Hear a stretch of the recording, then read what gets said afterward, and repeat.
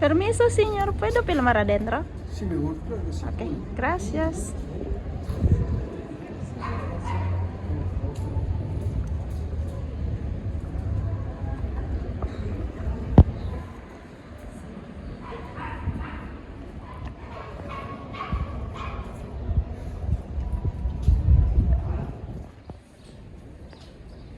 Alam niyo ba kung nasaan ako ngayon? Andito ako ngayon sa Santuario de Iglesia Señora de Lourdes, Nuestra Señora de Lourdes. Etong building na to, itong church na to o santuario ay itinayo to noong 1906 or 1909. So that it means na itong sanctuaryo na to ay nagkakaedad ito ng 109 years old. Yun, ganun siya ka tanda na. At base sa aking na-research, ang original nito ay matatagpuan.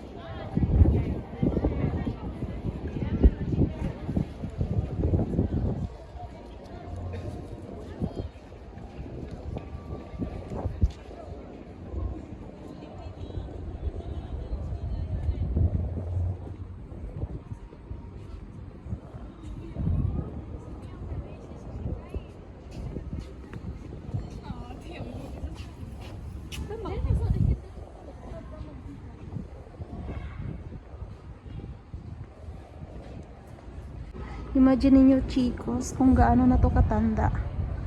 109 years. Mamma mia. Tignan nyo. El Santuario de Lourdes.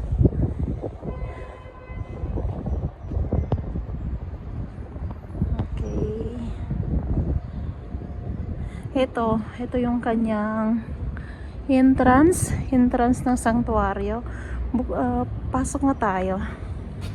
Alam niyo, naalala ko yung yung napuntahan ko rin sa France ba yun o Italy, yung ba tawag dito, yung Sanctuario di San Salvatore. Ayan siya. So ito siya, yung pinaka-story nito behind ay tawag dito mula pa sa, yung pinaka-original niya ay mula pa sa France. At yun nga,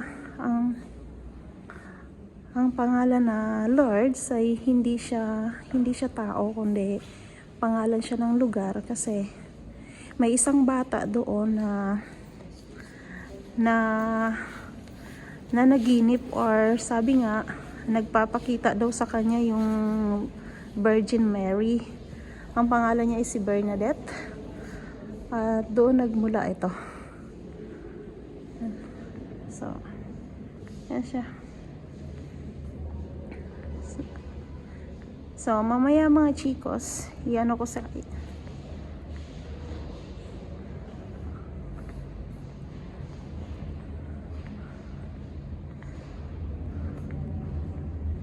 tingnan nyo, ang ganda. Ang ganda, no?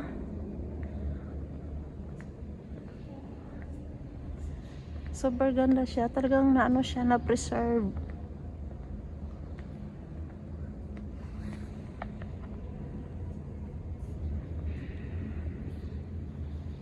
Imagine niyo, 109 years old na to, na-preserve pa siya.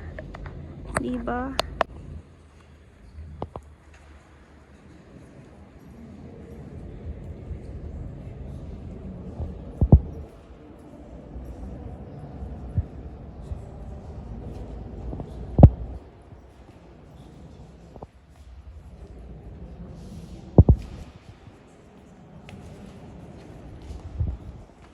Ayan siya.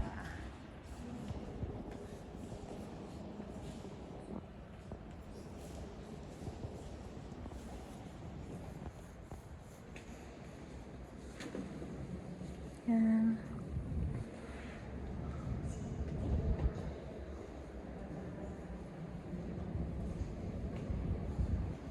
Tignan nyo kung gaano pa katanda itong mga upuan dito.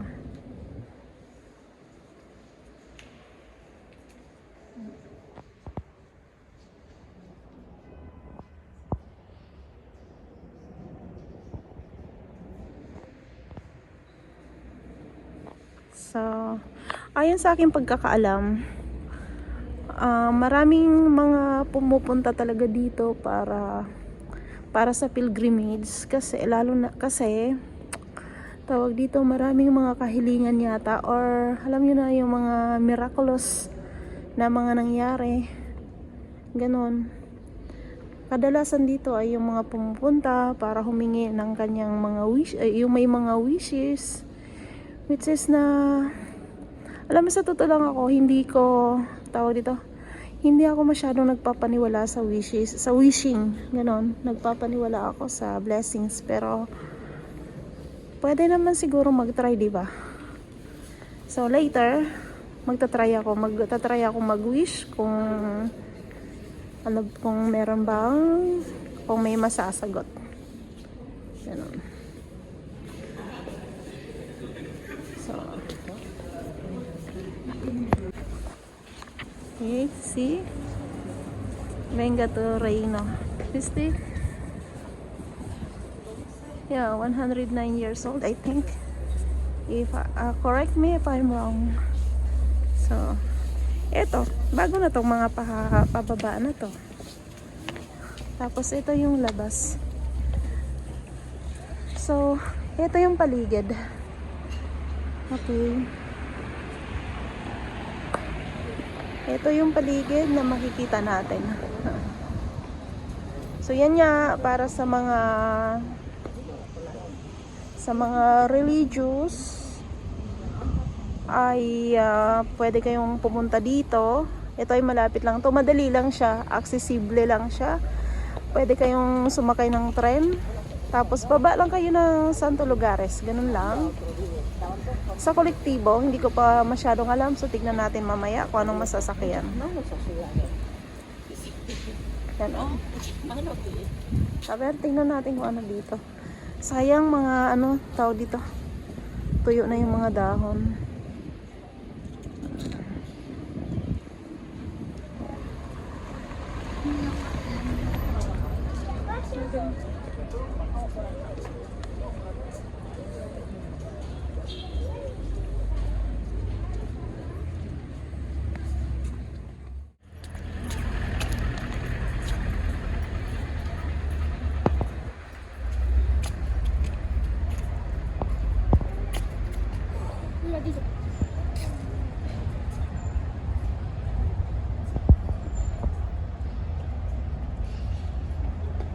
Dito naman, ito yung parang sa Baclaran o sa Diviso o sa Quiapo, di ba? Na magtitirik ka ng kandila at para dito masagot yung mga wishes yata, ganon. So yan, mamaya gawin natin yan, try natin yan.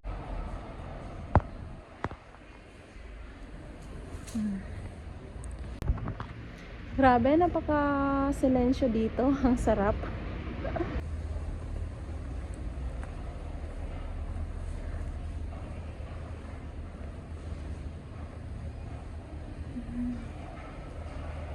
Ito, ay mga ginagamit din siguro ito sa pagtitirik ng kandila, pero hindi ko alam bakit dito na ito nakalagay. Hindi na siguro nila ginagamit pa.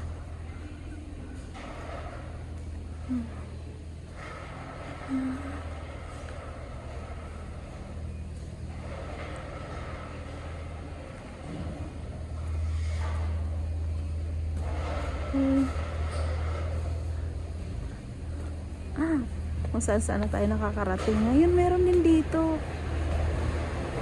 Ay, ayan. Ayun, anong meron dito? Ang bango. Ano kayang meron dito? Ang bango.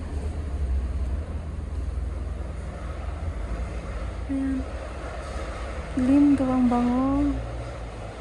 Anong meron dito?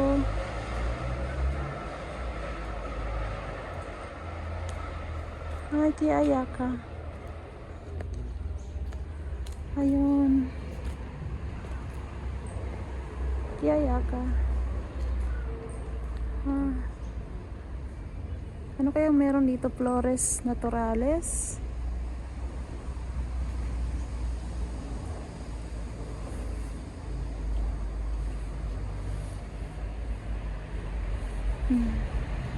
Ay, meron. Ganda oh. Tapos, tignan niya natin. Anong meron dyan? Por favor, mantenga un clima de respeto y higiene sin lugar. Ayan. Libarin.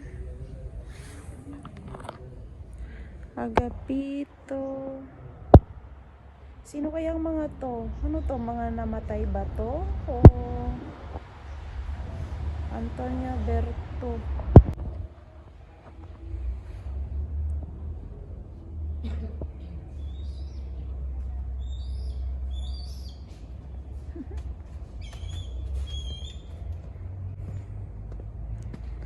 Saint Bernadette de Burro.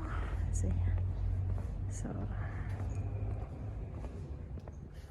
tingnan nyo naman yan. Kung may napapansin kayo na maraming mga nakadikit na mga sulat-sulat, ayan po ay mga letter, mga thanks letter or pasasalamat. Liham na pasasalamat ng mga, siguro yung mga devotos na nasagot yung kanilang mga wishing. So, sa totoo lang, gusto kong mag-try. So, mamaya, hanapin muna natin si Angel kung nasaan siya kasi wala tayong pera na pambili ng ano ba, ng kandila kasi yung kandila nasa labas. The velas or the candles didn't get it from here inside. You have to buy it from outside. So, lamentablemente. Pero, vamos a hacer así. Vamos a intentar robar algo velas. O, parece no se puede. Tenemos que comprar. Entonces, vamos a comprar. Ay, no tengo plata para comprar. ¿Qué cosa? Sabi talaga si host ano. So, ngayon, try natin pumasok sa loob ng simbahan.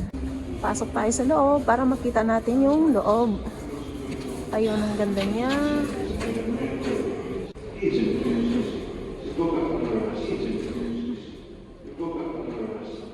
La salida. Dito, ano kaya to? Ayun, ang ganda niya.